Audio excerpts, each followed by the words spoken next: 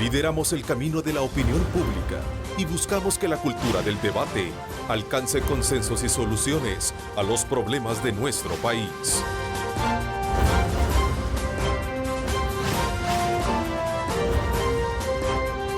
Diálogo con Ernesto López. ¿Qué tal? ¿Cómo están? Qué gusto, qué placer enorme saludarles como siempre a ustedes. Gracias por estar en sintonía de Diálogo con Ernesto López. En este jueves 8 de diciembre, saludos muy cordiales a quienes nos sintonizan a esta hora fuera de nuestras fronteras a través de nuestra señal en vivo abierta en Facebook, Diálogo con Ernesto López. Ahí tiene usted nuestra señal en vivo abierta al mundo. Este día quiero darle la más cordial bienvenida a nuestros invitados y nos acompañan parlamentarios de Arena para hacer un análisis general de temas importantes del país. Saludo a Ricardo Velázquez Parker, diputado. Gracias por acompañarme, Ricardo. Ernesto, muchas gracias por tomarme en cuenta. David, buenos días. Un caluroso saludo para la teleaudiencia también. También saludo a David Reyes, diputado también de Arena. Gracias, David. Qué gusto tenerte también acá con nosotros. Muchas gracias, Ernesto, Ricardo.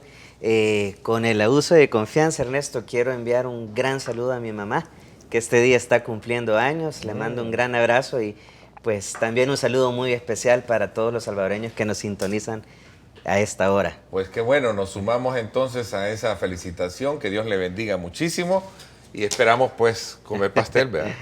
Bastante. Gracias. En su momento se incorpora Ernesto Mason también de Arena para poder hacer un análisis sobre temas de coyuntura política, así como también económicas en nuestro país.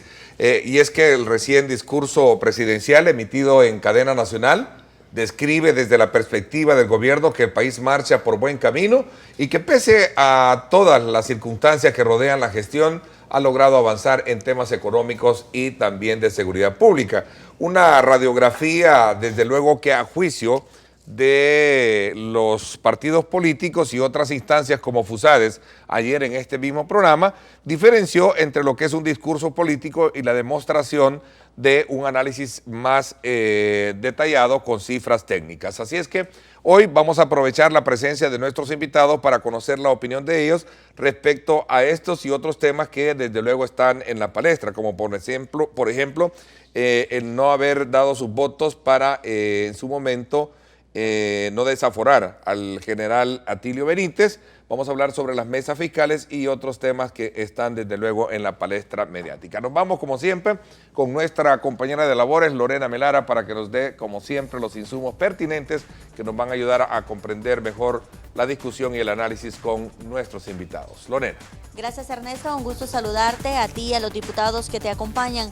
Como ya lo mencionabas, el gobierno desglosó una serie de logros que según sus datos se han tenido en distintas áreas, destacando avances importantes en materia económica y el combate a la criminalidad. Veamos.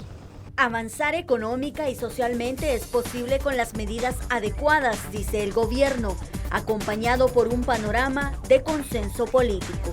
El más alto en los últimos 16 años. Este crecimiento se refleja en un mayor poder adquisitivo de la población, al que nuestro gobierno ha contribuido protegiendo la economía familiar con la estabilidad de los precios y bienes de servicio. Es urgente continuar con este proceso de diálogo para completar la emisión de los 1.200 millones en bonos. Un balance que llega en medio de tensión política por investigaciones, juicios y desafueros de exfuncionarios. La Fuerza Armada ve con mucha preocupación la politización de la justicia en este país. Los acuerpamientos no son buenos en este país. Las personas debemos responder por nuestros actos en forma, valga la redundancia, en forma independiente, autónoma, personal. Las instituciones no debemos de acuerpar a nuestro personal. El tiempo ha demostrado que algunas investigaciones trascienden más que otras, envueltas por distintos señalamientos. Ernesto, sobre la mesa también se tienen esfuerzos de diálogo político y económico para buscar salida a los problemas financieros que atraviesa el Ejecutivo y que también generan inestabilidad social. Con esta información vuelvo al estudio.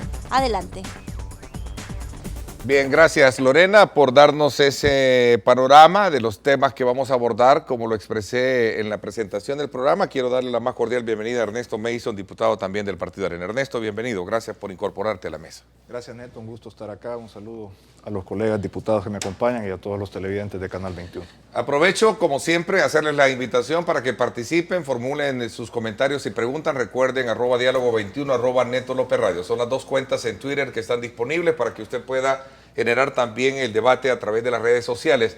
Si se va a desplazar por cualquier lugar de nuestra república, nuestra señal es vivo, como lo está viendo en esta pantalla, a través de su teléfono móvil.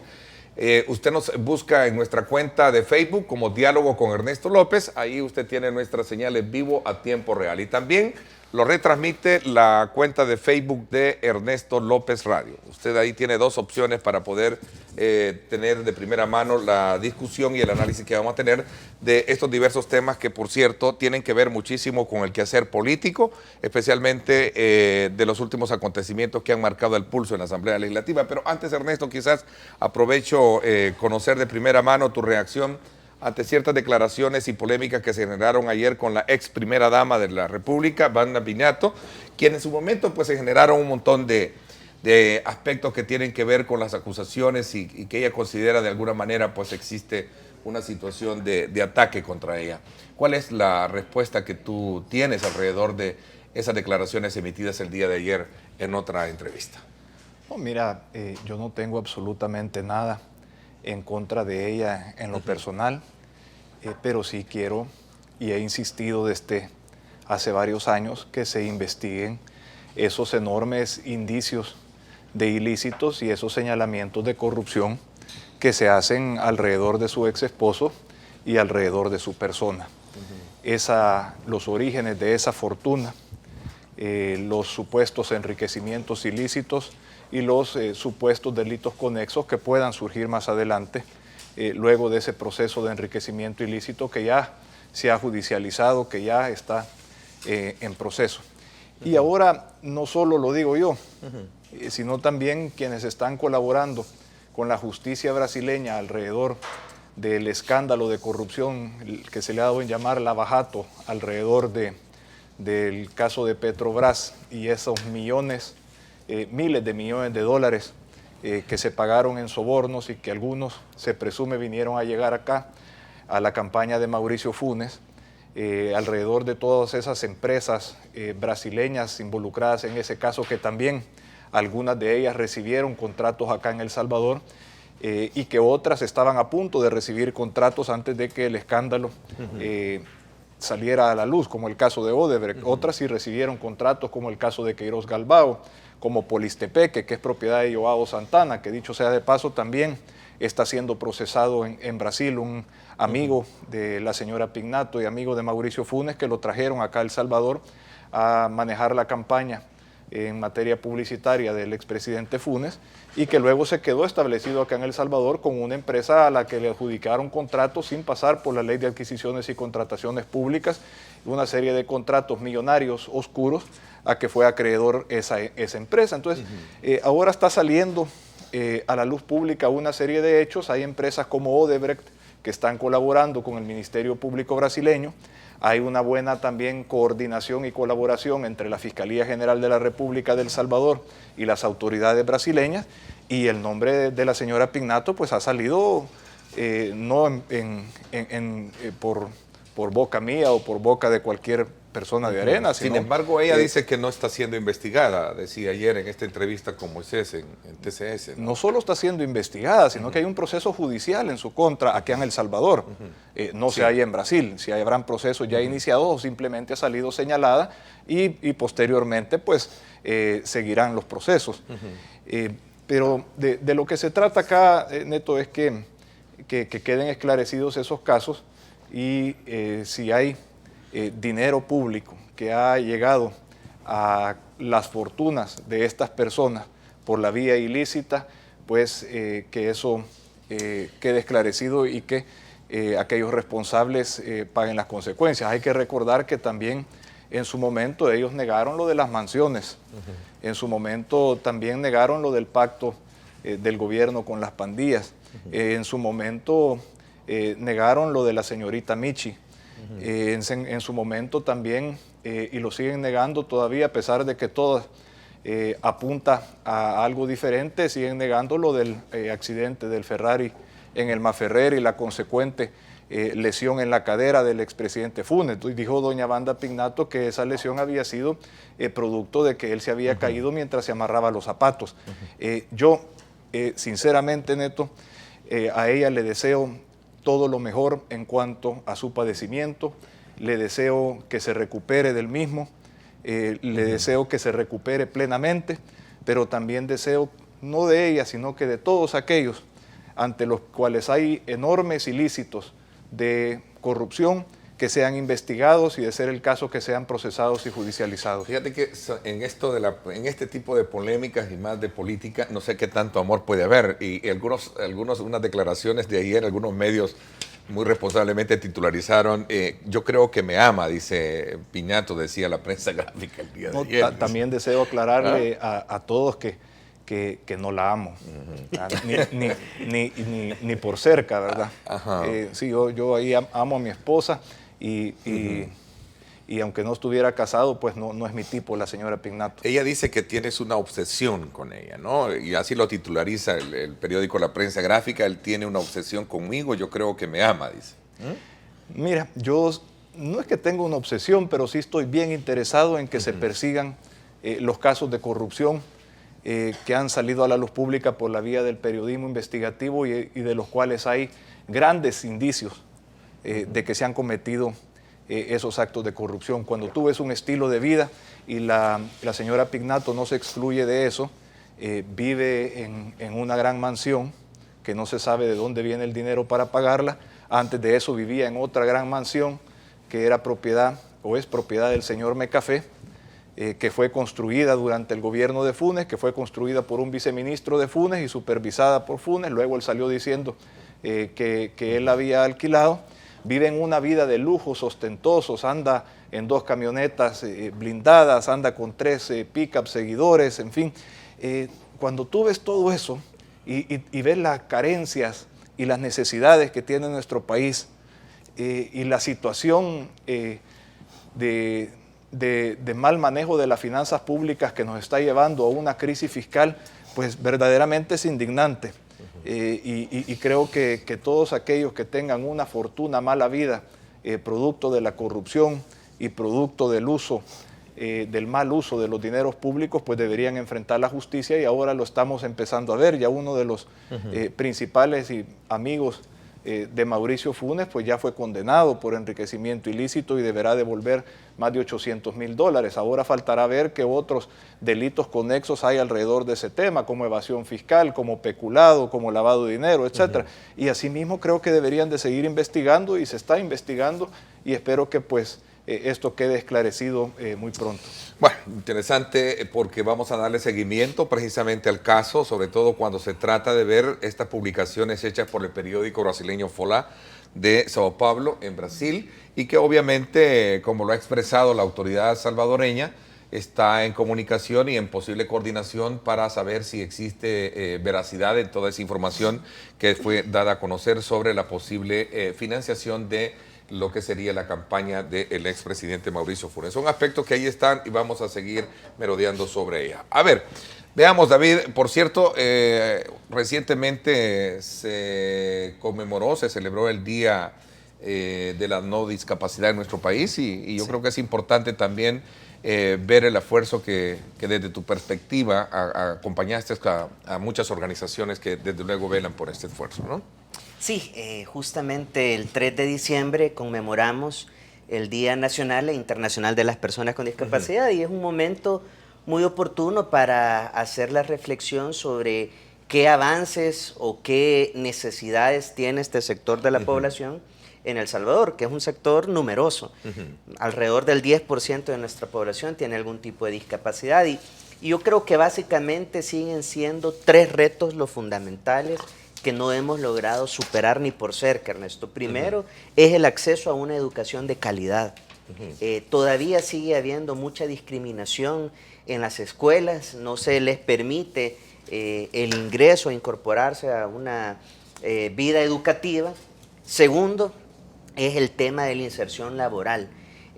A pesar de que tenemos una ley que data del año 2000, que exige que se tiene que contratar una persona con discapacidad por cada 25 empleados, ni el sector privado ni el sector público están cumpliendo con esta normativa. Y yo digo que todavía existen muchos estigmas. Es que se llega a pensar de que una persona con discapacidad probablemente no va a rendir, no va a poder ser suficientemente eficiente, y es todo lo contrario. En la práctica hay un dicho que siempre lo comentamos: no pedimos dádivas o limosnas, pedimos que se nos dé la oportunidad de demostrar que tenemos capacidad. Y eso está documentado. Y tercero, no menos importante, es que seguimos sin tener un transporte público inaccesible. Y eso sí es gravísimo. ¿El Citran no lo tiene? El Citran solamente son 6 kilómetros, sí. y quizás es el único.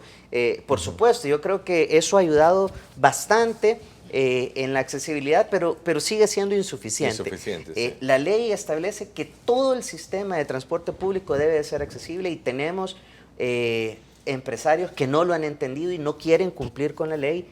Y sin embargo seguimos presionando, Ernesto. Ya en este mes van a llegar nuevamente los empresarios a pedir que se prorrogue el subsidio al transporte público para el próximo año, y por supuesto que la misma voz que he estado gritando todos estos años atrás va a seguirlo haciendo, y mucho más fuerte. No deberían de tener subsidio mientras no garanticen accesibilidad a las personas con discapacidad. A ver, quería aprovechar este momento para poderles rendir ese espacio de expresión que obviamente merece y quizás esta por último, importante población de nuestro Ernesto, país. Tenemos un nuevo proyecto de ley ya en la Comisión de Personas con Discapacidad en la Asamblea Legislativa. Y yo quiero aprovechar este espacio para hacer un llamado al presidente de la comisión, al diputado Rodolfo Parker, para que podamos agilizar el estudio y la discusión de la ley de inclusión para las personas con discapacidad, que vendría a actualizar la legislación que ya tiene más de 16 años. Interesante. El propósito de tenerlos acá, como hacía reflexión al principio, es analizar desde la perspectiva de ustedes, casi al cierre y conclusión de este año 2016, un análisis de coyuntura política y económica. El presidente de la República, Ricardo, dice: economía cerrará 2016 con alza de 2.5%. Destaca en su reciente cadena nacional logros como, por ejemplo, crecimiento de la economía, infraestructura, una buena inversión, disminuye el tema de homicidios, que por cierto ayer se dieron las valoraciones, reforma de salud y un manejo positivo en materia de política exterior. ¿Cuál es la lectura que ustedes tienen? Y entramos a detallar un poco este análisis general. Ricardo. Mira, Ernesto, empezar por... Hay que reconocer una cosa. Para descalificar al adversario político no hace falta tener talento, y eso tenemos que tenerlo claro. Y una de las cosas que la población nos está demandando permanentemente en encuestas, mediciones, visitas al territorio: miren, ustedes tienen que ser propositivos. Entonces, yo tengo mucho cuidado de no emitir juicios de valor personales, sino que ampararme en lo que la gente me está diciendo. Y entonces a mí me toca hacer preguntas en lugar de conclusiones. Si el presidente de la República en su discurso dice de que han bajado los índices de delincuencia, le pregunto a la gente: ¿se sienten ustedes más seguros en el territorio? ¿Sienten que hay un control territorial en las comunidades de la autoridad? Que efectivamente usted sale de noche, regresa tranquilo a su casa y no tiene ningún tipo de estrés por desplazarse en horas en que tiene prohibido desplazarse, y no prohibido por el gobierno, sino que prohibido por quienes tienen el control fáctico de las comunidades. La gente en el mercado, en la tiendona, en la tienda, en la pupusería, está vendiendo más, tiene capacidad adquisitiva realmente la gente, siente que están mejor en los últimos 7 años de como estuvimos antes, y cuando la gente me contesta lo contrario, entonces ya tengo la solvencia para decirte: me parece que están pintando una realidad que no corresponde con lo que la gente en nuestro país está viviendo. Y entiendo la propaganda, entiendo la necesidad gubernamental de exhibir una ilusión, una percepción de éxito cuando estamos desesperados como gobierno, porque hay que reconocerlo, el gobierno hace un doble discurso. Por un lado, lleva a las comunidades toda una parafernalia, un montaje, un show del buen vivir. Lleva unas computadoras que las entrega a los niños y a mí me han contado que da la computadora y después se las quita para volver a prestarla en otro lado, como que si estuvieran haciendo una especie de teatro para la foto, para la cámara, para generar percepción. Y entiendo la necesidad de publicidad que puede tener cualquier gobierno, pero que corresponda a esa realidad con lo que está viviendo la gente es lo que empieza en un entorno de transparencia, de rendición de cuentas y de exigir permanentemente que se contraste la publicidad, la propaganda con la realidad, lo que nos está exigiendo una sociedad cada vez más crítica. Y fíjate que siempre, siempre lo he dicho, que a la hora de hacer una evaluación, y lo retomo precisamente del análisis y de aquellos discursos que se generan en el ambiente político, a la hora de evaluar aspectos coyunturales es bueno categorizar estos momentos en 3 tipos de expresiones. La política, que es precisamente el discurso oficial; la técnica, que es la que incluso ayer hablaba con Fusades y obviamente ellos se desmarcaban muy bien de los aspectos que planteaba el presidente; y la práctica, que es la que tú estás mencionando, porque la práctica es encontrarnos con el salvadoreño promedio común que te dice y te expresa diferentes cosas, Ernesto. Sí, efectivamente, lo que quiere ver la gente son soluciones, no más teatro, no más buen vivir que no existe. El buen vivir solo existe los sábados en la cadena de canales nacionales, donde llevan ese show mediático y llegan a hacerle creer a la gente que todo está muy bien. De hecho, el discurso del señor presidente de la República hablaba de un país de las 1000 maravillas, muy alejado a la realidad que viven los salvadoreños, o por lo menos la inmensa mayoría de salvadoreños. Y lo que quisieran ver es soluciones a esos grandes problemas que están viviendo. Soluciones a la seguridad que pasen de lo mediático, que sean soluciones reales, soluciones al problema económico que vive nuestro país, más oportunidades, más generación de empleo, más inversión en nuestro país. Pero tenemos el país que ahora que ha crecido menos en toda América Latina en los últimos 8 años en que ha gobernado en la mayoría de esa parte el FMLN, y aquí destacamos como logro el que hemos crecido el 2,5%. Ciertamente es el año que más ha crecido de los gobiernos del FMLN, pero eso está muy por debajo del promedio de crecimiento económico de nuestros países vecinos en Centroamérica. Hay países como Nicaragua, que está mucho más atrasado, que tiene crecimientos económicos mejores que los de El Salvador, porque a pesar de que tienen un mal gobierno, tienen un gobierno antidemocrático, pero no generan los bloqueos a la inversión ni el clima de inseguridad que se está generando acá en nuestro país. Entonces esperamos que el gobierno reflexione. Creo que sí hay algo positivo de este año y que se han dado esas mesas donde hay un diálogo permanente entre el gobierno y la oposición, y han habido algunos resultados de esas mesas. Creo que es interesante ese punto que tú estás planteando, porque sin pretender ser, digamos, injusto y cabal, como tú dices, poner las cosas en su propia dimensión, habrán algunos desaciertos, pero también hay que reconocer algunos eslabones que están ahí sueltos en ese análisis de cierre de año, ¿no? Sí, yo eso es lo que destacaría como lo más positivo de este último año del gobierno, que por lo menos ha habido algún grado de reflexión y han dicho, miren, no podemos seguir imponiendo, no podemos seguir improvisando, busquemos, no creo que haya sido por voluntad, sino por necesidad, porque sí necesitan de los votos de Arena para poder aprobar cualquier préstamo, y eso los ha obligado a llegar a la mesa de negociación y a darle continuidad a esta búsqueda de entendimientos y de acuerdos del país que se necesitan con urgencia. Ojalá también como oportunidad, a principios del próximo año, se cumplen los 25 años de los acuerdos de paz. Eso debería dar una oportunidad que se den una segunda generación de acuerdos de país que nos ayuden a que El Salvador pueda salir adelante. Acuerdos orientados a soluciones a los grandes problemas y los grandes desafíos que tiene nuestro país. David, ¿cuál es tu valoración con relación a este punto? Yo sí creo que es importante destacar esa voluntad de tener un poco más de diálogo, pero hay que ser francos y claros. Para que haya un diálogo productivo es necesario que haya transparencia y haya honestidad, tanto en las cifras como en la situación.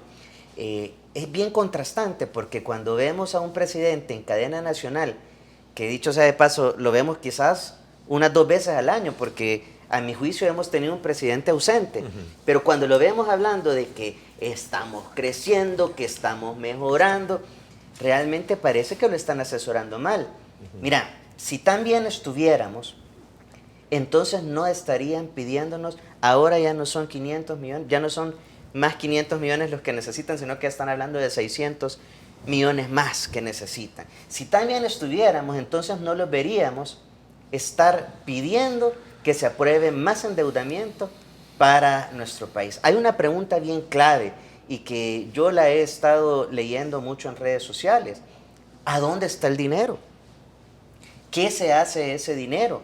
Porque uno de los acuerdos, y esa es la otra parte importante, cumplir los acuerdos que se toman en esta mesa, porque todavía hasta el día de ayer por la tarde, Ernesto, yo platicaba con algunos alcaldes y no han recibido el FODES.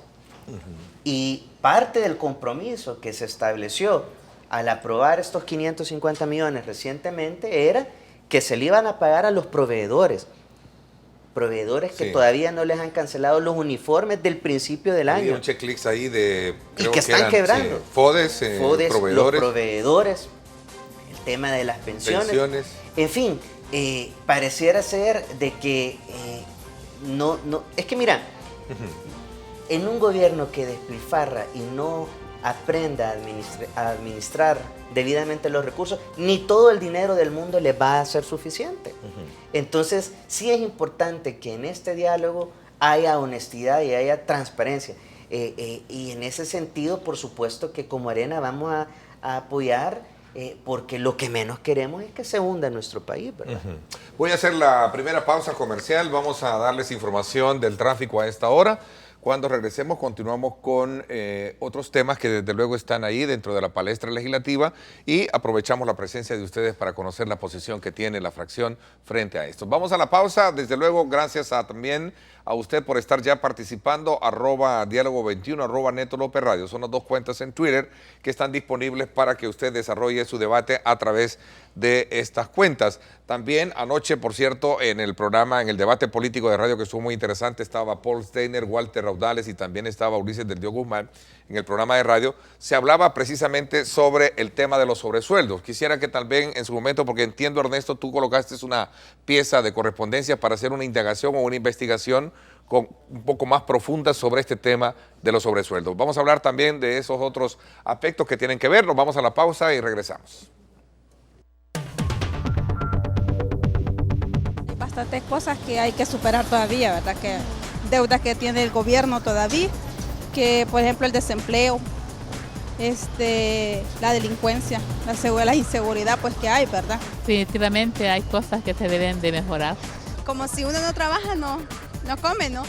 Pero al evaluarlo, pues yo diría que está bien.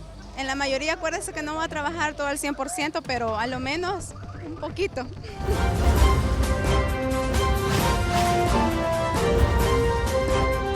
Diálogo con Ernesto López.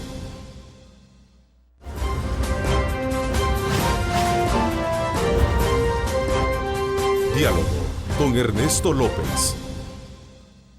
Ahora la gasolina Plus de Texaco subió de 88 a 91 octanos, el octanaje recomendado para la mayoría de vehículos en Latinoamérica. Texaco presenta el reporte del tráfico. Bueno, aquí tenemos con ustedes ya las primeras imágenes a esta hora del día, gracias a Texaco, que nos está dando nuestro Megadrón en un sobrevuelo desde el sector del Boulevard del Ejército, entrando ya a la zona del carril que corresponde del Citrans. Ahí podemos ver una carga vehicular sobre el carril que viene de oriente a poniente, ¿verdad? Y que desde luego usted debe de tomar en consideración para buscar vías alternas, ya sea Aguascalientes, tiene también la zona del periférico norte, así como también otras vías alternas, entiendo Ciudad Crediza, productor. Tenemos ahí también Santa Marta, conocido como la colonia Santa Marta, saludos cordiales también ahí a ellos que están en sintonía nuestra. Ahí vemos precisamente una carga vehicular también en el otro extremo. Estamos hablando de este extremo de el bulevar, que representa también una importante arteria de ingreso a la ciudad capital. Así es que desde ya usted tome en consideración todas estas imágenes que vamos a estar dándoselas a ustedes para que podamos, desde luego, darles las mejores alternativas de viaje a esta hora y desplazamiento en nuestra zona. Vamos a ver. Por cierto, también se ha solicitado, a propósito, de parte del diputado Carlos Reyes del Partido Arena, aperturar el carril del Citrans para poder utilizarlo al estilo gringo, ¿verdad? El carpool que llevan los carros 2 o 4 personas. Que lleven más de 2 pasajeros. De 2 pasajeros puedan utilizarlo. Bueno, un punto de discusión que vamos a hablarlo más adelante. Nos vamos a la pausa. Gracias por estar con nosotros. Ahorra en cada galón usando la nueva gasolina Plus 91 de Texaco. Texaco presentó el reporte del tráfico. Texaco, 80 años en El Salvador y seguimos brillando. Bueno, ahí está.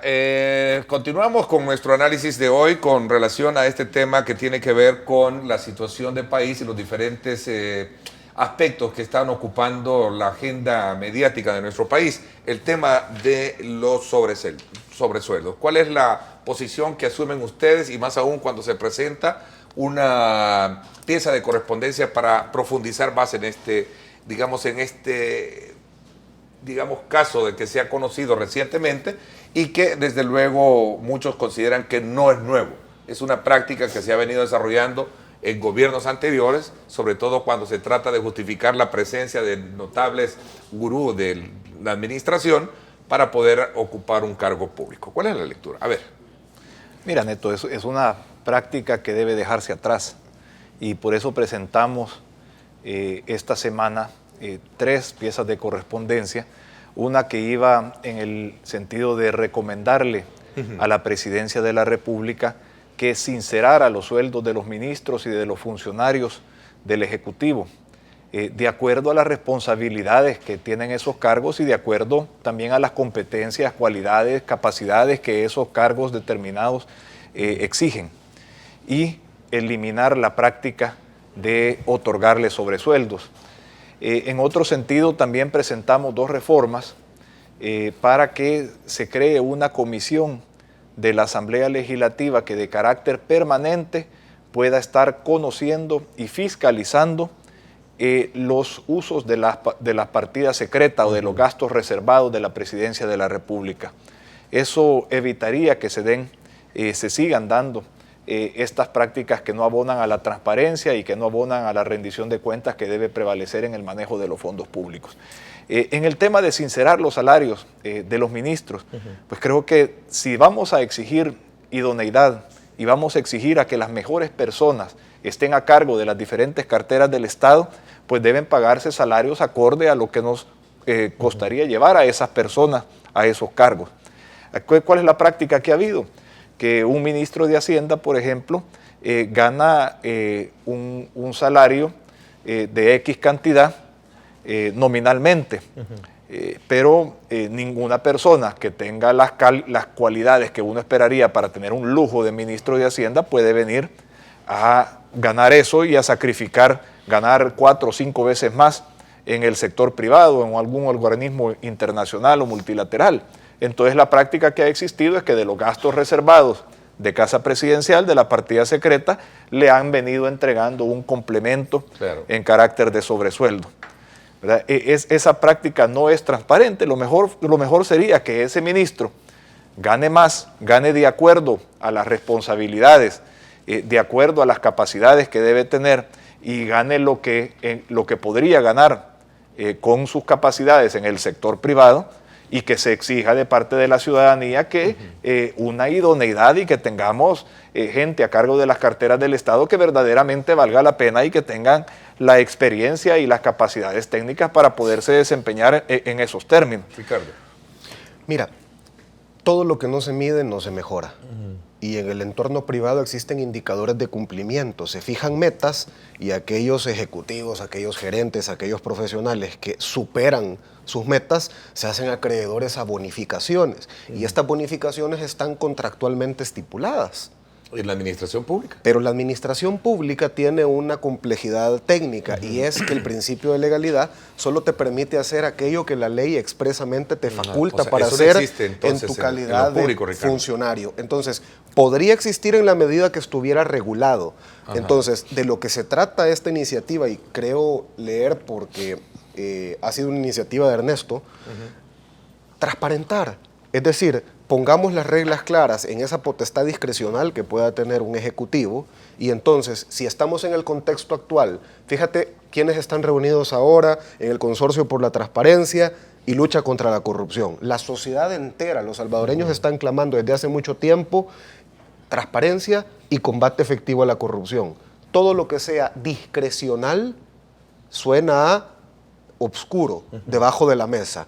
Y lo que está exigiendo la sociedad salvadoreña es, miren, queremos saber cómo se maneja la cosa pública, queremos conocer y entendemos que hay algunos elementos de seguridad nacional, de estrategia de país, que tendrían que mantener cierta reserva, pero por eso debe de ser una asamblea legislativa que en una república de pesos, contrapesos, controles y una fiscalización constante del erario público, pueda tener una comisión permanente que venga a servir de contrapeso a un ejecutivo. De lo contrario, tú le estás dando un superpoder a cada presidente de la República de disponer arbitrariamente y discrecionalmente de los impuestos de toda la gente. Yo con lo que me quedaría, fíjate que en Alianza Republicana Nacionalista hicimos una encuesta interna recientemente. Y en esa encuesta vimos el ideario de lo que está buscando el salvadoreño en la clase política. Y no es nada del otro mundo, ni maravilloso, ni ciencia de cohetes. Fíjate que la gente quiere políticos honestos, que cumplan su palabra y cercanos a la gente. Y parte de esta honestidad surge de tener esa disposición y vocación de ser transparente. Rendir cuentas, ser transparente, combatir la corrupción en un entorno de reglas claras donde sepas a qué llegas. Y sí quisiera secundar lo que menciona Neto, el valor agregado es el que debe de tener el componente de la remuneración. El obrero es digno de su salario, claro. Y si nosotros queremos funcionarios bachilleres, pues vamos a tener funcionarios con capacidad de bachilleres. Y si queremos funcionarios con maestrías, con doctorados, que hablen 3 idiomas, que cuando salen del país recojan elementos que les permitan devolverle a la población ideas, iniciativas, proyectos que puedan ser valorados por la población con indicadores de cumplimiento transparentes y al alcance de cualquiera que quiera preguntar cómo se están gestionando en estos ministerios, en estas diputaciones, mis fondos, podamos decir con propiedad, he generado este valor agregado a la República del Salvador. Antes de darte la palabra, solo Neto, aclárame, la pieza no busca, entiendo de que esta es una práctica que históricamente los gobiernos lo han hecho en el pasado. Esto no es nuevo, según al menos lo que se ha conocido. El punto es que esta pieza lo que busca es que se aclare o que se publique abiertamente, porque entiendo de que hasta la autoridad misma ha dicho que todavía están investigando si esto es ilegal o no es ilegal. Lo que sí no es moral, pero todo lo que está fuera de la ley es ilegal, ¿no? Eso significa de que ahí hay un dinero y una partida bajo la mesa con la que discrecionalmente no se declara y se aporta. Pero ¿qué es lo que busca? Así brevemente, porque quiero también conocer la opinión de David sobre ese tema. Ha sido una práctica que debe dejarse atrás y debe eliminarse. Si es moral, ilegal o no, pues eso habrá que determinarlo. Sí. Yo creo que lo mejor es esclarecerlo, pero como se da en la práctica es, si yo necesito una persona para ser ministro de Agricultura y atraer a esa persona, me costaría que tenga los conocimientos, las capacidades para ser un buen ministro de Agricultura, me costaría, por ejemplo, alguien que gane y que en el mercado puedo conseguir por $7,000, ¿cómo lo puedo atraer si el sueldo nominal es de $2,000, para ponerte un ejemplo? Entonces la forma que se ha utilizado es, en lugar de subir el sueldo nominal, se le da por aparte los $5,000 para poder traer a alguien que valga la pena. Lo dijo la ministra de Salud. Sí, lo confesó la ministra de Salud de una manera muy honesta. Muy honesta. Digamos. Ahora, hay que separar lo que es un sobresueldo de un soborno.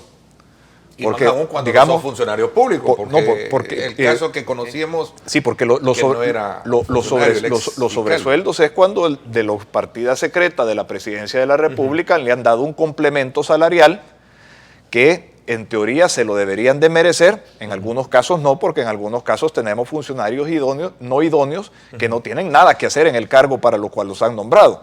Pero digamos, es una práctica, digamos, que se ha venido haciendo, el que el Ejecutivo le pague a sus ministros, a sus funcionarios un sobresueldo, pero cuando se lo paga a alguien de otro órgano de Estado, por ejemplo, a un magistrado, a un juez, y viene el Ejecutivo y le paga un sobresueldo, eso ya deja de ser sobresueldo y eso se vuelve un soborno. Así es. Y eso ya sí tiene otras instancias delictivas que se están cometiendo en ese caso. Es una figura en la que entras muy discutible, y es que en un arca abierta cualquiera peca. Es decir, cuando tenés un dinero que lo puedes dar a discrecionalidad, como se supone que así ha sido. A ver, David, ¿cuál es siguiendo en esa misma línea, y cuando se le da a un diputado, esa es compra de voluntades, hay que decirlo claramente.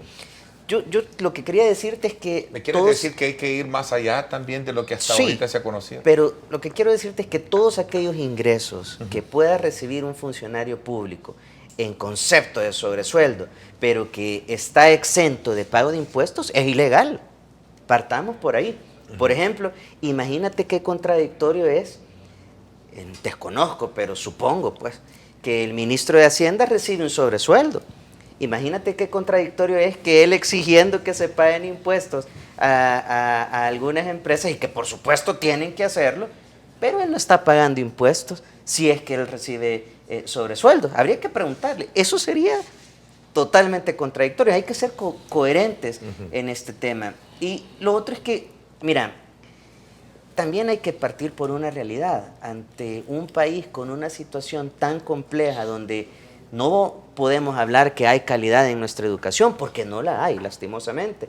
Y prueba de ello es la calificación que hemos venido viendo en la PAES, donde las escuelas no tienen ni insumos, ni pupitres, donde los hospitales no tienen ni medicinas, donde estamos en una situación tan caótica, estar pagando, pero para pagarle el sobresueldo a X funcionarios, eso sí está al día, eso sí es realmente inhumano, inmoral, por supuesto, y hemos respaldado la iniciativa que presentó Ernesto. Yo creo que es importante que se transparente, pero que se regularice, que se haga, qué sé yo, pues se establezcan esos puntos de cumplimiento, de alcance de metas, y en base a eso, pues establecer salarios que sean adecuados acorde a las funciones que desempeñen. A ver, mira, en medio, David, en medio de esta discusión se tiene como centro el tema de la transparencia, creo que lo mencionaba Ricardo, ¿no? Es decir, es que lo que hay que hacer es transparentar las cosas. Yo creo que en la medida de que si no está en la ley, bueno, mira, aquí está porque realmente esta persona es un gurú que merece que, ¿verdad? No se va a venir por $2,000, $3,000, que creo no sé cuánto ganan los funcionarios de esa categoría. Y tiene que ver los resultados. Pero imagínate, por ejemplo, mucho se habla y se jacta de cómo se han construido nuevas infraestructuras. Aquí hay que ser bien pragmáticos. Por ejemplo, este paso a desnivel que se hizo en el Redondel Masferrer está dando un resultado. ¿Ha mejorado la condición de tráfico en esta zona o la ha empeorado? Y peor aún, cuando se ha construido con una malversación de fondos, porque se construye con fondos que sirven para el mantenimiento y la restauración de nuestras carreteras, no para nueva infraestructura. Entonces, aquí hay un tema en el que viene al caso mencionarlo, Ernesto. Todo debe de estar claramente detallado en el presupuesto general de la Nación. Y muchas veces escuchamos al FMLN decir, pero es que Arena no tiene solvencia para criticar si ni siquiera ha dado sus votos por el presupuesto. Y no los vamos a dar mientras sigan presentando presupuestos que no tienen todos los gastos, que no son transparentes y no son honestos. La Constitución es bien clara en ese sentido y establece todo lo que debe de llevar el presupuesto general de la Nación. Y te puedo decir categóricamente que lo que han presentado para el 2017 no lo contempla. No contempla todo lo que solicita nuestra Constitución. Y si no se corrige, Pues por supuesto que no vamos a acompañar. Ricardo, recién el instituto, hablando de transparencia, recién el Instituto de Acceso a la Información Pública evaluó instituciones del Estado y hay muchas que pertenecen al gobierno que salieron bien evaluadas.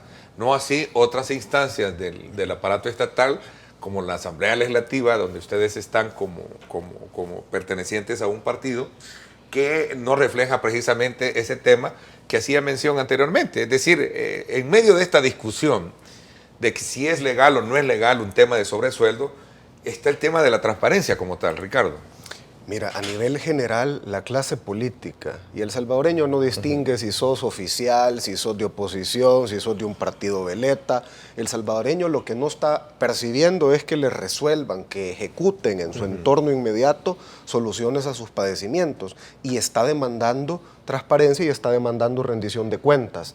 Los indicadores que dan las instituciones oficiales muchas veces también obedecen a el patrón que está arriba girando las directrices. Sí. Entonces yo no termino de confiar mucho cuando sos juez y parte y estás en la práctica siendo vocero del buen vivir y celebrando y aplaudiendo a todo lo que hace tu presidente de la República y criticando y persiguiendo a todo lo que hace el que critica y cuestiona lo que hace tu presidente de la República. Pero propositivamente hablando, yo le traslado también a la ciudadanía la oportunidad de incidir, porque nunca antes tuvimos tanta fiscalización, tanta crítica pública, tanta facilidad para ver dónde está tu funcionario, qué está realizando, qué está acompañando, a dónde está yendo, y ese poder que tiene ahora la crítica de una sociedad cada vez mejor informada y a veces también desinformada. Es una oportunidad para que se involucren. Yo lo he repetido todas las veces que tengo la oportunidad de ir a un programa y generar un poquito de debate y de opinión. El precio de desentenderte de la política es ser gobernado por los peores hombres.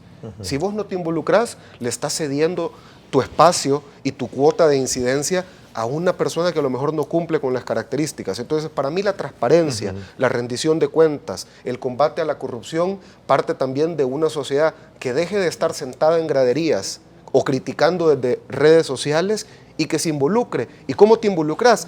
Bueno, tenés un pasaje, hay una junta directiva de tu comunidad, de tu colonia, y ni siquiera en tu pasaje estás involucrado para tener contacto con los concejales, con las alcaldías, con los que llegan a hacer verificación de que si tenés zancudos, que si el Ministerio de Salud. Si vos estás involucrado en tu comunidad, empezás a acumular una cuota de influencia ahí en tu metro cuadrado inmediato, y eso el salvadoreño tiene que despertársele en la mente. O se involucran ustedes o vamos a seguir padeciendo que gente sin los perfiles, sin las capacidades, sin la vocación y sin un auténtico patriotismo estén desempeñando cargos públicos. De modo que ser juez y parte a mí no del todo me satisface, pero hay que fortalecer esas instituciones con gente que sea más imparcial y que de verdad tenga vocación de comunicar cómo se maneja la cosa pública. Y en esto los medios de comunicación también jugamos un papel muy importante, plataformas de opinión periodística como es el caso, el que este servidor representa también en radio, para poder de alguna manera ser piezas claves en la denuncia y en esa lucha que tienen muchas instituciones contra la corrupción. Esto ha sido incluso declarado hoy en el marco de la Semana de la Transparencia, que han iniciado instituciones como APES, FUSADES y otras instancias que están ahí precisamente apuntalando en esto, Ernesto.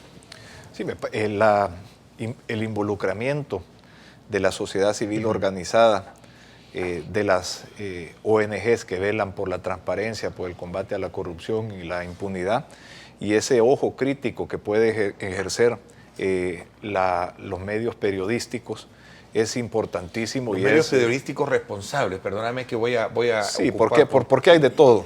Porque ahora es bien fácil esconderse en un anonimato de pseudo periódicos de garage, y tú lanzas una página, y yo creo que es importante también marcar esa diferencia, que es un tema que muy poco se le pone atención, porque hoy es fácil que tú seas borbandeado. A mí me pasa, cuando traigo a un determinado funcionario y a lo mejor no es de la complacencia, comienzan todas esas figuras troleras a despotricar y a hacer una serie de menciones. Por eso es bien importante y también medios electrónicos responsables para poder de alguna manera apuntalar este tipo de situaciones. Definitivamente, hay gente muy irresponsable que abusa del derecho a la libertad de expresión y a la libertad de prensa. Hay un personaje en particular que ya va por su segundo periódico digital y que ocupa su medio como una herramienta de extorsión y todo un grupo de troles alrededor de sus medios para atacar a la gente que él saca en noticias falsas y que luego llega a la víctima de esa noticia falsa a pedirle publicidad para su medio, y así lo hacía, así practicaba en ese medio anteriormente y así lo ocupa un nuevo medio que tiene actualmente. Las barreras de entrada para un periódico digital son bastante bajas, ¿verdad? Y eso ha permitido que mucha gente haga un uso irresponsable de esto, pero el periodismo investigativo serio ha hecho muchísimo por esclarecer o traer a la luz pública muchos casos de corrupción. Y creo que eso es positivo para nuestro país. El periodismo responsable, los medios de comunicación libres e independientes que actúan con responsabilidad son fundamentales en que se conozcan aquellas cosas que están mal, pero también que se conozcan aquellas cosas que se están haciendo bien y mantener ese balance de informar a la población para darle más herramientas a la población de poder definir quiénes son los que están haciendo mejor las cosas para que lo gobiernen. Decía uno de los periodistas exponentes en un evento realizado el día de ayer, Mauricio Alarcón, que es un abogado ecuatoriano y director de la Fundación Andina para la Observación y Estudios de Medios, Fundamedios se conoce. En este foro de libertad de expresión decía de que la prensa y los periodistas en particular, algunos más que otros, y eso hay que reconocerlo, sobre todo tratándose de ver los aspectos que merodean la línea editorial del medio, somos facilitadores para elevar precisamente a una discusión los diversos problemas que tiene una sociedad, en donde seguramente hay abusos, decía, y no solo en materia de derechos humanos, sino que también de diferentes índoles. Por esa razón es importante que usted, amigo televidente, sepa medir los alcances del trabajo objetivo que pueda tener. Por eso yo siempre soy de la tesis que no somos nosotros los que tenemos que decir que somos objetivos, sino es la población que te tiene que decir realmente si es que eres o no eres objetivo.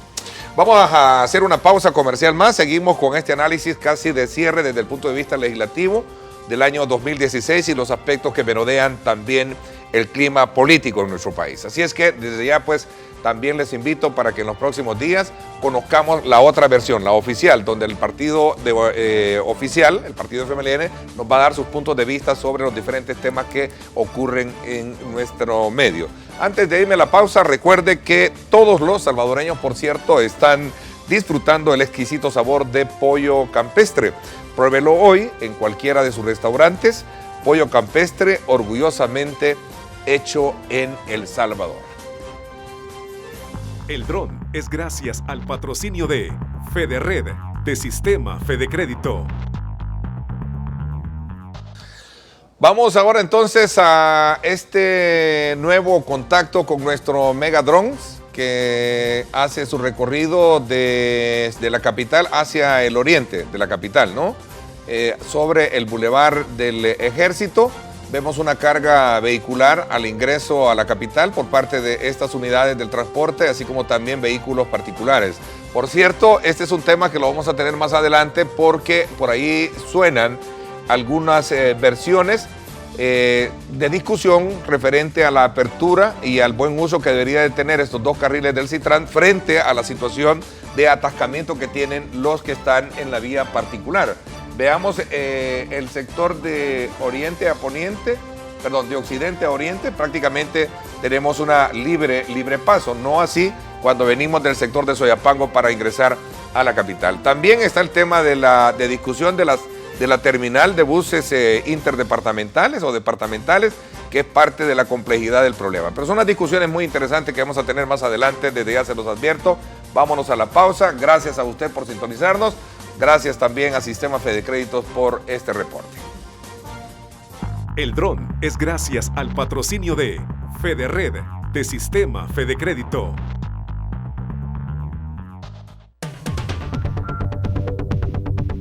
Más que todo deben de trabajar yo pienso que en 3 áreas bien importantes, que es la salud, el empleo y la seguridad. O sea que los tienen que ayudar, no solo recibir, también hay que dar. Todos los partidos, sin diferencia de banderas. Pues la delincuencia, diría yo, y el desempleo también, que hay muchas personas desempleadas últimamente.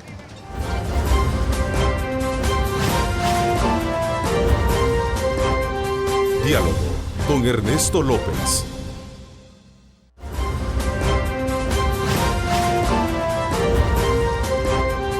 Diálogo con Ernesto López. Bueno, gracias nuevamente por estar con nosotros. Gracias por estar usted enviándonos sus comentarios y preguntas. Recuerde el reprise de su programa hoy a las 8 de la noche por Canal 19. Hay otros aspectos que entiendo, David, tú mencionabas y precisamente tiene que ver con los acuerdos que se han plasmado bajo la visión de lograr consensos y poder de alguna manera paliar la crisis financiera y fiscal que tenemos como país. Y es precisamente el tema del presupuesto. ¿Qué tanto riesgo existe para que no se pueda aprobar o en este caso se puedan romper las mesas de diálogo dentro de lo que sería entre Arena y el gobierno a partir de la aprobación del presupuesto como se está mencionando hoy en día?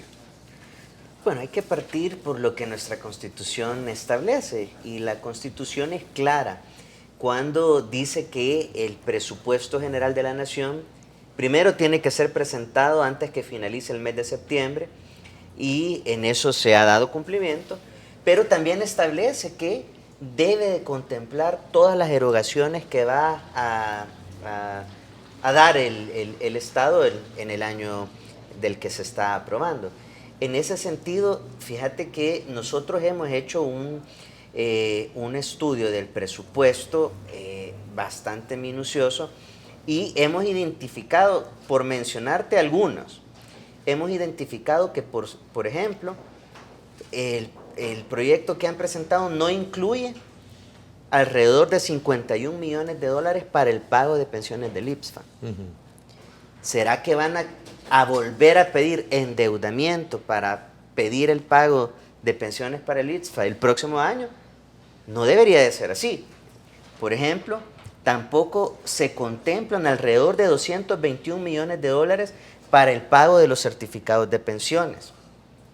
No se contempla tampoco alrededor de 120 millones de dólares porque solamente le han puesto 50 y son 170 lo que se estima que cada año se hace o se paga en concepto de devolución sobre la renta. Hay todavía a estas alturas del año que hay personas que están esperando que le den su reintegro de su declaración del impuesto sobre la renta y no se los han pagado. En fin, hay una gran cantidad de gastos que ya están previamente estipulados año con año que no están contemplados en ese presupuesto. Entonces, ¿qué significa eso? Uno, o que le van a subir más impuestos, o dos, o que van a recurrir a más endeudamiento. Entonces, a eso nos referimos, a que el presupuesto debe de ser sincero, debe de contemplar todos esos gastos y todas esas erogaciones. Ernesto, tú eres de la tesis y veía una reacción tuya que publicó el periódico El Diario de Hoy, el día de ayer, que el hecho de sincerar el presupuesto e incluir los pagos faltantes es parte de los compromisos que se adquirieron a la hora de aprobar la emisión de los bonos de los por 550 millones de dólares, ¿no?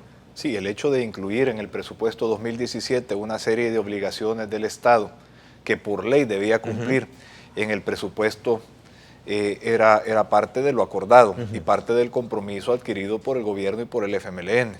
Ahora ellos lo que están planteando es, no, aprobémoslo así como está. Ya han admitido ellos que es un presupuesto mentiroso, que es un presupuesto desfinanciado, pero lo que dicen es, aprobémoslo así como está y ahí lo vamos corrigiendo en el camino. Eso es como que nos digan, miren, votemos por una ilegalidad y ya después, pues ahí vemos cómo la corregimos para que ya no sea ilegal.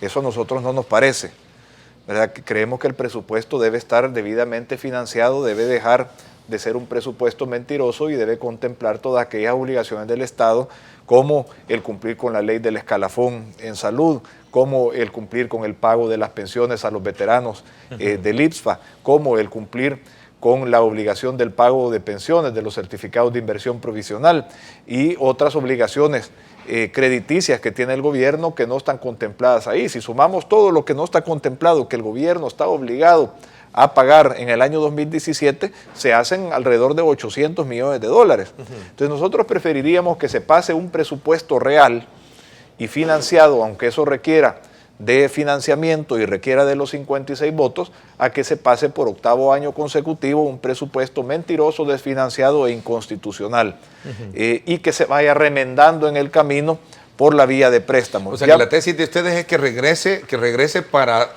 digamos, como para poder rectificar toda esa situación. Bueno, el mecanismo puede ser que lo regresen, que lo corrijan y que vuelvan a presentar uno nuevo, o que le presenten un adendum al presupuesto con las correcciones que están obligados a corregir. ¿Aún y cuándo está por concluir el año? Porque estamos ya prácticamente, entiendo que ya la otra semana estamos cerrando el ciclo de actividades legislativas. Mire, ¿no? esto lo venimos advirtiendo desde el 30 de septiembre que ellos presentaron el presupuesto. O sea, han tenido ¿No será un varios acto de meses. irresponsabilidad? No hablo de usted, de toda la Asamblea Legislativa nuevamente caer en no la aprobación del presupuesto. Y creo que la irresponsabilidad la cometen quien presenta un presupuesto mentiroso, quien presenta un presupuesto inconstitucional. Creo que ahí está la irresponsabilidad. ¿Por qué no hay pisto para pagar el FODES? El FODES estaba presupuestado, pero ¿qué pasó? Se gastaron ese pisto del FODES en otras cosas que no estaban presupuestadas, que ellos escondieron del presupuesto, y total que ahora llevamos 3 meses que no han pagado el FODES, ya vamos llegando al 4º, porque ellos presentaron en el 2016 un presupuesto mentiroso. El FMLN es de la tesis de que los alcaldes, hablando del FODES, ahora presionan porque se les entrega el FODES, pero no presionan a su partido para aprobar los préstamos. ¿Qué piensas tú, Ricardo? Mira, y no solamente nuestros alcaldes, porque el FODES está estipulado por ley que corresponde a un porcentaje del presupuesto. Entonces, no es que yo puedo agarrar, ahorita no voy a pagar lo del FODES y me lo voy a ir a gastar en hacer una carretera que me resulta políticamente más conveniente. Entonces, ¿tú crees que es ¿cómo se le llama? Como, digamos, es entendible que los alcaldes vayan a demandar al ministro de Hacienda por haber utilizado Por supuesto, y te voy a dar una consideración todavía más grave, y la invitación también al fiscal general de la República, que si estamos en un combate a la corrupción, seamos integrales. Te voy a leer el artículo 321 de nuestro Código Penal vigente. Incumplimiento de deberes. Esto está en los delitos relativos a la administración pública, ¿sí? Capítulo 1 de los abusos de autoridad. El funcionario, voy a parafrasearlo, el funcionario que omitiere algún acto propio de su función será sancionado con prisión de 4 a 6 años e inhabilitación especial para el desempeño del cargo por igual periodo. El funcionario que omitiere. Y si la responsabilidad de un Consejo de Ministros, de un ministro de Hacienda, de un presidente de la República, es entregarle a una Asamblea Legislativa un presupuesto sin omitir las obligaciones que debe de honrar en el ejercicio, la cantidad de deuda que debe de contemplar sin sobredimensionar los ingresos, sin subestimar sus propios gastos, ¿está omitiendo o no está omitiendo? Entonces, Ernesto habla de un presupuesto mentiroso, yo hablo de un presupuesto penal. Ahí o estoy viendo falsedad ideológica, o estoy viendo actos arbitrarios, o estoy viendo incumplimiento de deberes de funcionarios. Y estos son delitos que no me los he inventado yo. Léalos quien quiera en el Código Penal e interprete la realidad. ¿Corresponde el presupuesto a estos delitos, sí o no? Entonces, lo que necesitamos en este combate a la corrupción y en este fortalecimiento de la institucionalidad y de la transparencia que demandan todos los actores relevantes y enterados de mi país, es que empecemos también a velar por el imperio de la ley, si es que el Código Penal no está pintado, si es que el imperio de la ley se cumple porque se debe de cumplir. No es una valoración política que si quiero pagar el FODES lo pago, y si lo quiero utilizar como mecanismo de presión a mis opositores, aunque se vayan en la colada también algunos alcalditos de mi propio partido, pues que la aguanten. No es la forma de hacer política esa discrecionalidad abusiva de un FMLN que quisiera a una oposición flojita y cooperando, que no le señale este tipo de situaciones, para que ellos puedan seguir con su show mediático del buen vivir. Regresando al tema del presupuesto, decía Norma Guevara, la diputada del FMLN, que antes de que termine el año el presupuesto debe de ser avalado, tal y como lo propuso el ministro, dice, ya que la Asamblea Legislativa no está facultada para aumentar el monto. Hay diferentes figuras y ciertamente puede haber una adenda al presupuesto. Nosotros hemos hecho un estudio jurídico al respecto y es factible presentar una adenda. Y eso es lo que hemos hecho, lo que nosotros le hemos hecho el llamado al gobierno para que corrija todos estos elementos, todos estos faltantes que no contempla el actual proyecto de presupuesto. Y eso que hay que incluso decirlo, Ernesto, ya lo mencionaba Ricardo, el no contemplar todos los gastos estaríamos hablando de un presupuesto que a claras luces pudiera ser inconstitucional. Y eso no lo puede, nosotros no nos vamos a prestar a eso. Y esta es la oportunidad de oro del FMLN. Si quiere seguir con el discurso y la actitud de polarización, o realmente esa voluntad que se ha demostrado de diálogo es sincera. Yo creo que por ahí debemos de comenzar. Bueno, vamos a la pausa comercial, vamos casi al cierre de esta evaluación política desde la perspectiva de ustedes como legisladores del Partido Arena al cierre del año 2016. Disminuyen homicidios, dijo el presidente de la República en su cadena nacional, y aseguró que en comparación con el año 2015 hay una reducción aproximada de 1.200 homicidios. ¿Cuál es la valoración de los planes de seguridad que ustedes tienen al cierre y cuáles son los compromisos que asumen de cara a poder aportar en el tema de la financiación que necesita este rubro? Vamos a la pausa, no me cambie, regresamos. Este es el informe del tráfico desde el Megadrón, gracias a Seguros del Pacífico. Hoy, Seguros del Pacífico te ofrece full cover y cero deducible en tu seguro de vehículo. Para más información, llámenos al teléfono 2283-0800. Bueno, ahí tenemos esta imagen desde otro ángulo, siempre en el Boulevard del Ejército, saliendo del sector de la colonia Lamatepec, Ciudad Crediza, incorporándonos a ver la carga vehicular que tenemos en ambas vías. Ahora regresamos hacia la capital, tenemos como fondo lo que sería los Molsa. Prácticamente tenemos ya una fluidez vehicular que nos permite de alguna manera recomendarle a usted pues para que pueda tomar en consideración si quiere desplazarse por esta zona. Obviamente el tema de la infraestructura sobre el Boulevard del Ejército a partir de la construcción de los carriles del Citrán trae los inconvenientes que ya todos conocemos, pero en su momento la carga vehicular es más fuerte en algunos tramos, como también en otros es más liviana, como lo estamos apreciando a través de esta imagen. Nos vamos a la pausa, gracias por estar con nosotros, gracias por sintonizar Diálogo con Ernesto López.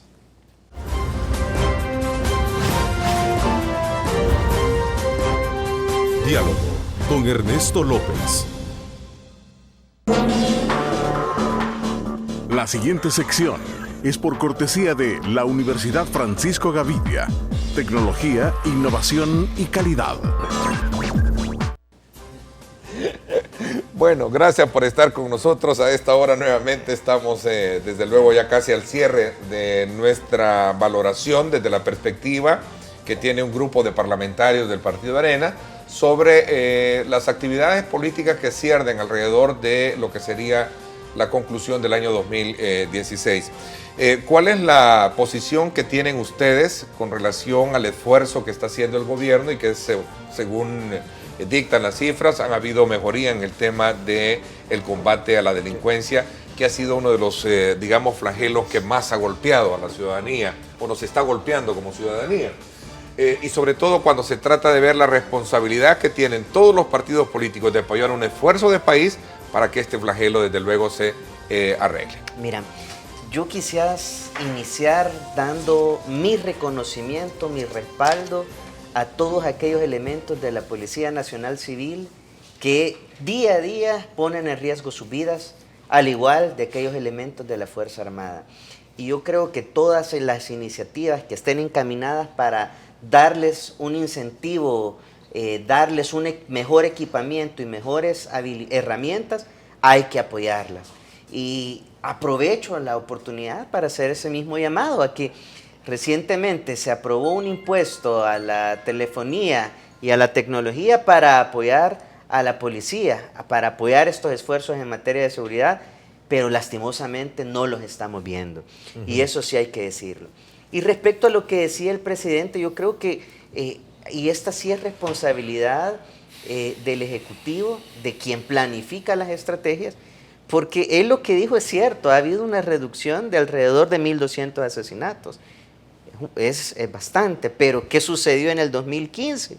El 2015 fue el récord histórico de nuestro país, el año más negro en la historia de nuestro país, donde se incrementaron los asesinatos en más de 2.800 homicidios.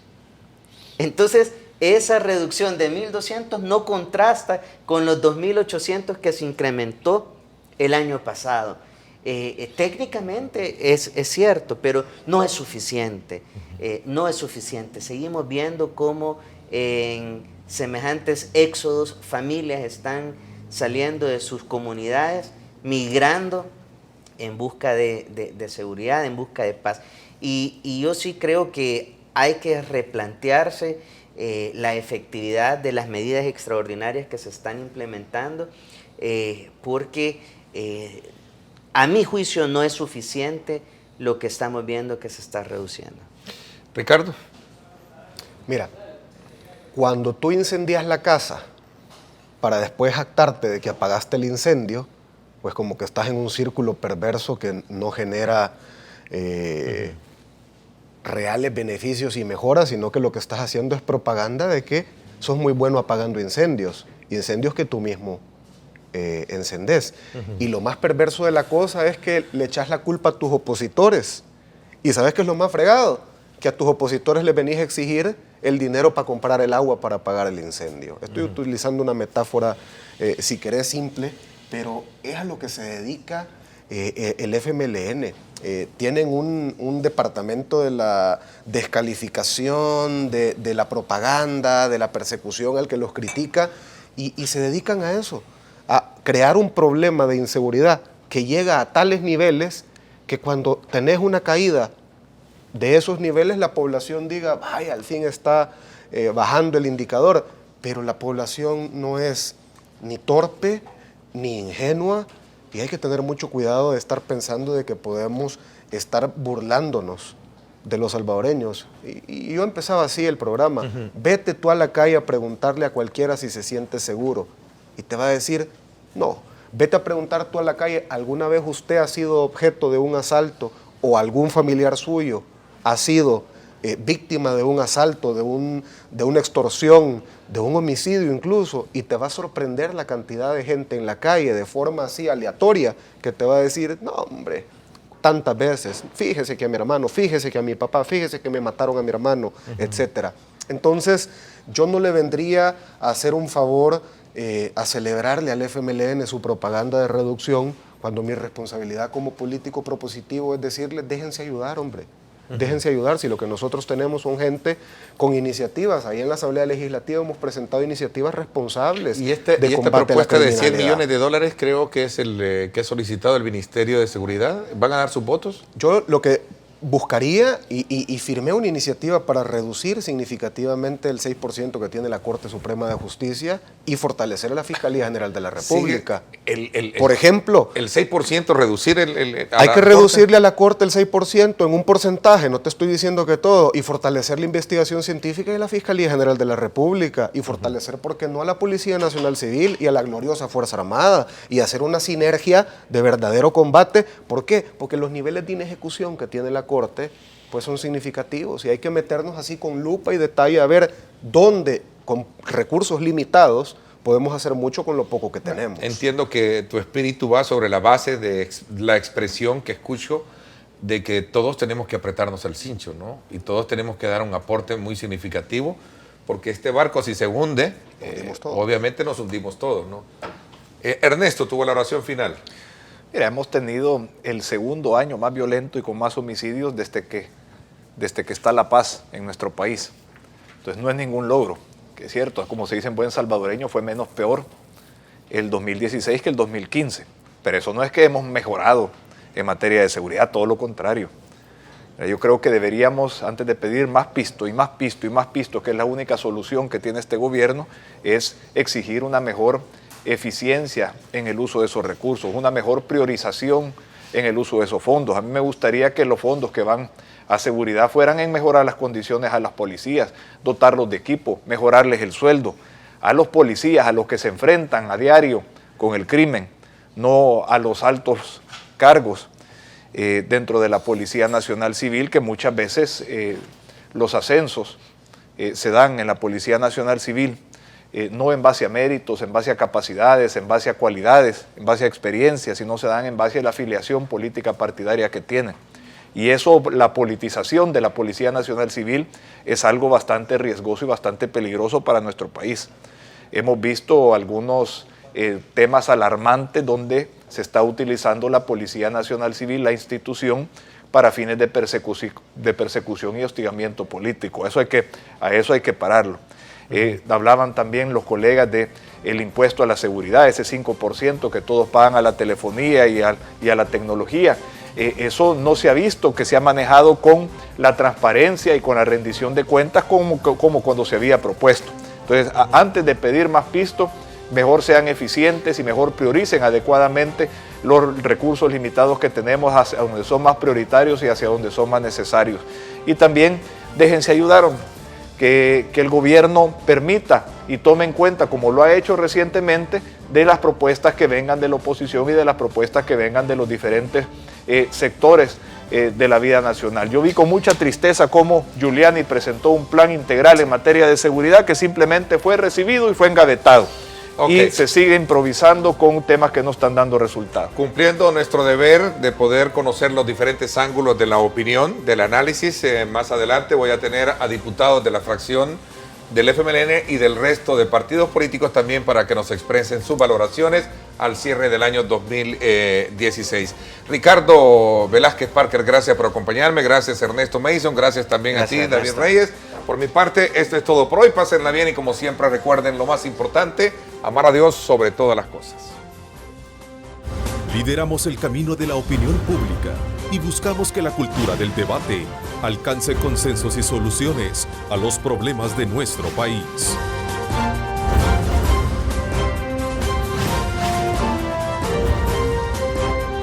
Diálogo con Ernesto López.